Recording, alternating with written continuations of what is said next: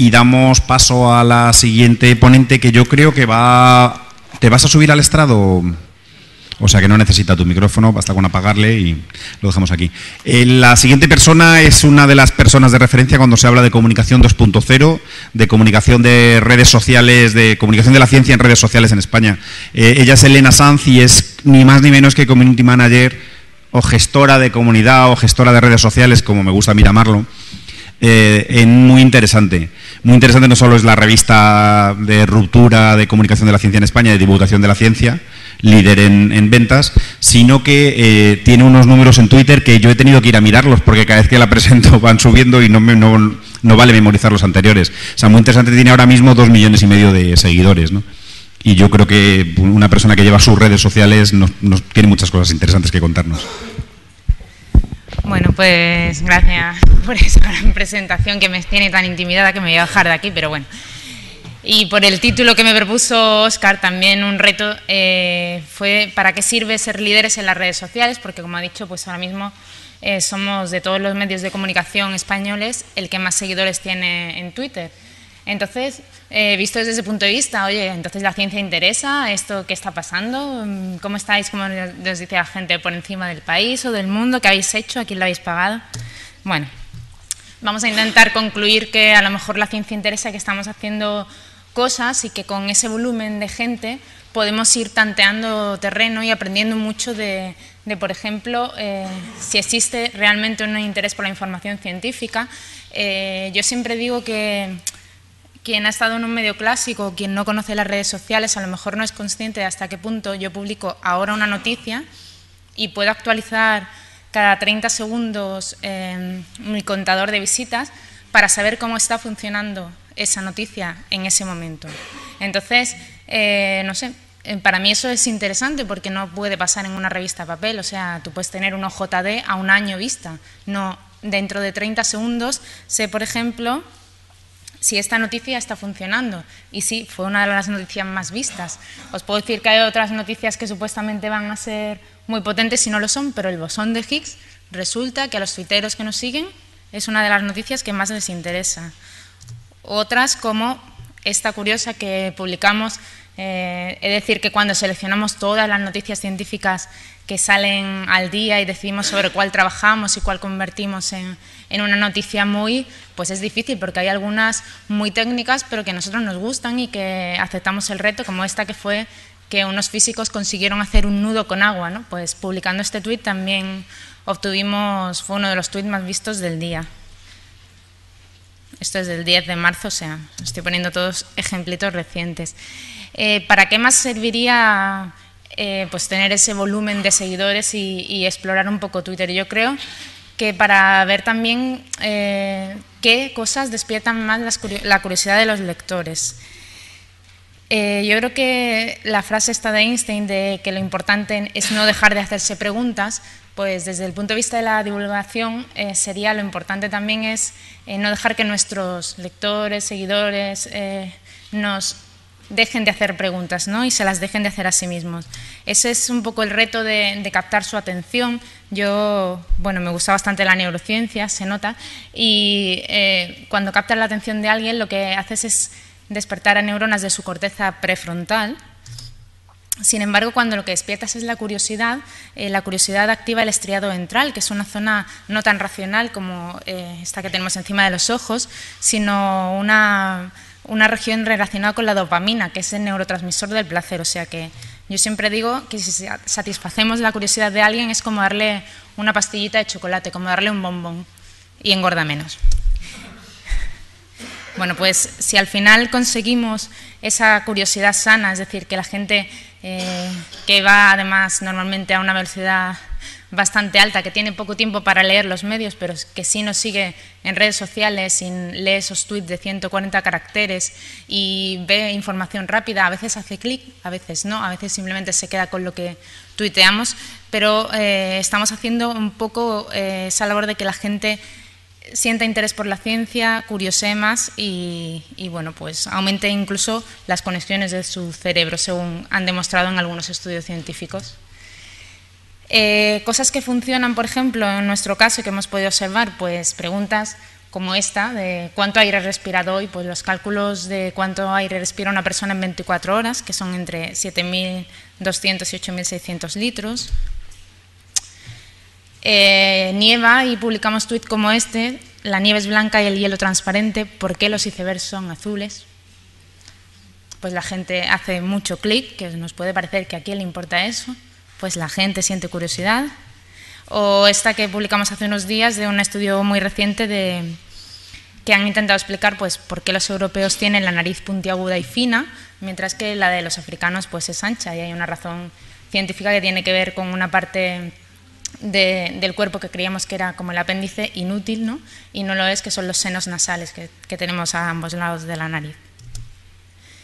O estas cosas, esto lo publicamos pues a las 6:53 de la mañana, o sea, cuando está amaneciendo, publicamos esta foto. Parece un bello amanecer, pero es la foto del ojo de un animal, impresionante. Efectivamente es la foto del ojo de un pez. Alguna vez hemos desarrollado esta especie para alguna charla que me han pedido, una especie de fórmula para Twitter de lo que nos funciona, muy interesante concretamente, que bueno, cada uno es un mundo, pero en nuestro caso yo diría que la procrastinación es inversamente proporcional al éxito en Twitter, es decir, cuanto más retrasemos llegar a las redes sociales, cuanto más retrasemos estar presentes en todos estos medios, pues menos probabilidades tendremos de difundirnos y de llegar a la gente. Lo que sí funciona, ya lo he dicho, es la curiosidad, despertar curiosidad en los lectores, el tú, cuando la gente se siente identificada en las noticias que publicamos, y esto de EPT, que no es otra cosa que escribir para Twitter. O sea, yo no soy nada partidaria, ni mis compañeros cuando escribimos los tweets, de publicar directamente los titulares, sino que los redactamos. O sea, un tweet tiene un enlace a una noticia, pero no es el titular de la noticia. Es 140 caracteres pensados para que una persona a lo mejor solo lea eso, y entonces nada más que en ese espacio intentamos generar pues una pieza de divulgación en sí. Si luego además hacen clic, pues tienen la noticia, ¿no? Luego otro motivo, o sea, otra ventaja que tiene tener esta amplia audiencia sería que nos permite practicar la divulgación cotidiana, por llamarlo de alguna manera, que es el nombre que yo usaría para el intento de sorprender a veces a nuestros seguidores en diferentes momentos del día con contenidos que les recuerdan un poco que la ciencia está en todas partes, ¿no? Que forma parte de sus vidas. O sea, nosotros hablamos de ciencia, pero a veces la gente ni se da cuenta que esa etiqueta de ciencia existe. Por ejemplo, porque bueno, pues estaba todo el mundo hablando de la fumata blanca y la fumata negra, y se publicamos esta noticia que explicaba un poco la química, ¿no? Y además que muchos medios hablaron de la química, de cómo se generaba la fumata blanca como la negra, y hacer que el humo fuera de distintos colores con la elección del Papa. O pues salimos al encuentro de la gente, ya no solo con la actualidad de los medios de comunicación, aparentemente no relacionada, sino con cosas que le pasan todos los días, como que la ciencia ha calculado cada cuánto tiempo deberías lavar tus pantalones. Y realmente hay un estudio científico que lo calcula. Y la gente hace clic, evidentemente.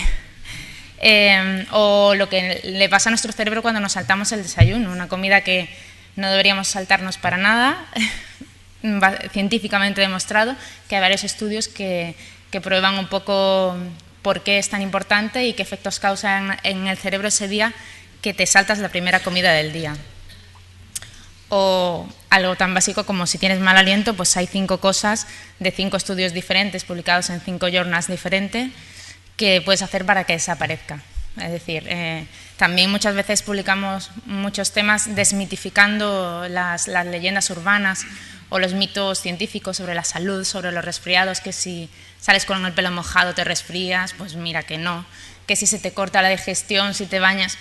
En fin, intentamos contar también, desmitificar y a veces pues dar remedios científicamente probados que sorprendan. O esto demostrado, cada vez que dejas bajar tu mente envejeces. No cada vez que miras Twitter, ojo, mirar Twitter es bueno, ya lo hemos dicho, pero dejar vagar la mente han demostrado que efectivamente acorta la longitud de los telómeros. O sea que por favor hay que estar atentos y no irse a pensar en las musarañas. Y bueno, pues otro ejemplo de temas que no suelen funcionar, ¿no? Pues tienes despistes, tu cerebro tiene más materia gris. En definitiva, resumiendo, os pongo un ejemplo en una cosa que hicimos con Óscar, pues jugamos un poco a que la gente adivinara cuál de dos tweets de una misma noticia había funcionado mejor, y con todo esto que os decía antes, pues no sé si os atrevéis a intentar adivinar a cuál hizo la gente más clics, si a la que sueles leer antes de dormir, han descubierto por qué los libros nos hacen sentir bien, o el B, que sería leer nos hace sentir bien. Aquí tienes la explicación científica. Era muy fácil. Pues sí, la A tuvo cuatro veces más clic, bueno, 3 veces más. Y eso es porque haces una pregunta directa, le dices, ¿sueles leer antes de dormir? Pues, a ver, han descubierto por qué te hacen sentir bien, ¿no? Parece que están muy relacionados los dos, pero no, al final, en pequeños matices como esto, por eso os decía lo de redactar para Twitter, pues encontramos que sí que hay una diferencia entre cuando la gente siente curiosidad por saber la respuesta, que al final yo creo que es lo que todos pretendemos. O sea, necesitamos divulgar, que la gente conozca las cosas, pero que la gente se interese por ellas. O sea, que permanentemente no solo aumentemos la oferta, sino que aumente la demanda, ¿no? Que la gente quiera saber ciencia, y para eso tenemos que estar todo el día incentivando esa curiosidad, ese chocolate que os decía antes. Pues nada, es todo. Muchas gracias.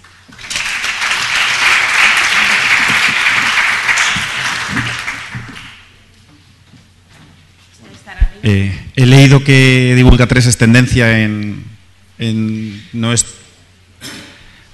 es un trending topic, pero es tendencia por lo menos en Madrid ahora, y en este salón de actos es tendencia a saltar por el ascensor de las sillas de ruedas, vamos. Vamos a abrir un poco el turno de preguntas. Yo creo que tenemos la oportunidad de tener aquí a Elena y vamos un poco a exprimirla, aunque luego seguiremos con todos los demás.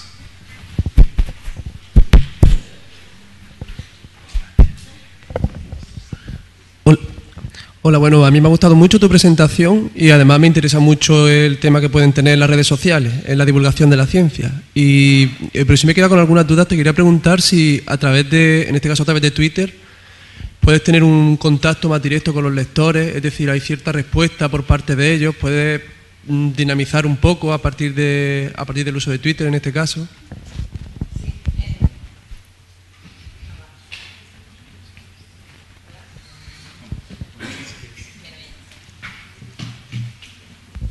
Pues a ver, te comento, nosotros sí que tenemos un seguimiento continuo, igual que sigo los clics que se dan. Tenemos un seguimiento continuo de las menciones que se hacen a muy interesante. A veces incluso los lectores nos corrigen. Algún ejemplo por aquí hay del otro día que me mandaron alguna cosa, pues que había un error en un tema del bosón de Higgs. Lo que es más difícil es mantener conversación con 2,5 millones de seguidores, que evidentemente no todos suelen intentar comunicarse, pero bueno, Twitter facilita esa comunicación. Yo siempre digo que me encantaría en el futuro poder tener un canal que se llamase Muy Lectores, muy interactivo, que funcionase a modo pues, de la típica sección de cartas de lectores, pero traspasada ahora a un concepto totalmente nuevo en Internet, y que fuese un flujo continuo de conversación, ¿no? Para eso habría que tener una persona dedicada solo a eso. Evidentemente ahora mismo no estamos para eso, pero para mí sería lo ideal. Mientras tanto, pues no solemos tener conversaciones en nuestra cuenta porque consideramos que es informativa y casi ningún medio está haciendo conversación directamente, ¿no?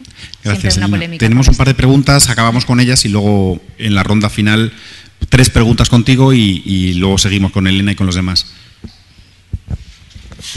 Hola. Yo quería saber si con esa cantidad tan increíble de seguidores que tenéis, ¿eres tú la única que se encarga de gestionar la cuenta o sois todo el equipo? O... No, la cuenta la gestionamos pues hasta de muy poquito 2 personas, ahora nos ayuda a veces una tercera, pero de todas maneras te digo que una cuenta con ese número de seguidores una persona la puede gestionar. Lo que pasa es que es complicado, como te decías, también hacer un seguimiento de todos los retweets, de las interacciones con lectores y tal, pero bueno, no creáis que tanta gente participa, o sea, que a la hora de participar hay un porcentaje muy bajito de personas que participan, entonces es gestionable, ¿no? Pero bueno, sí somos ahora mismo eso, 2 personas y una a tiempo parcial.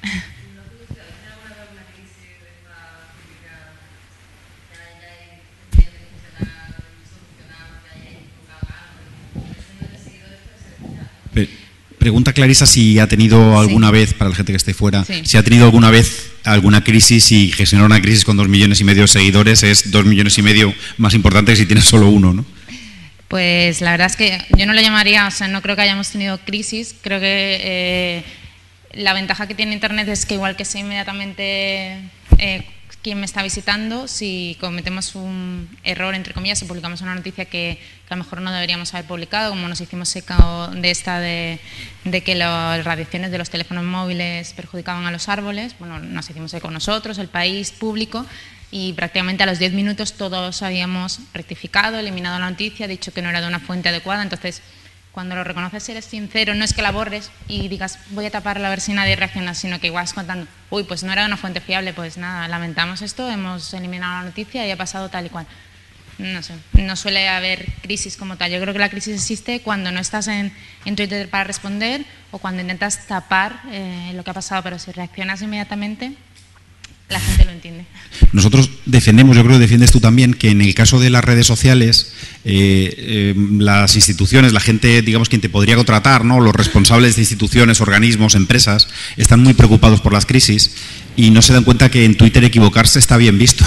O sea, yo casi que si a los clientes les recomiendo, o sea, no les recomiendo porque al final fallas solo, pero cuando fallas la gente te viene y dice, ay, qué mono, ¿no? Se ha equivocado y ha pedido perdón. O sea, yo creo que tienes más éxito cuando te equivocas que cuando eres una máquina y eres perfecto.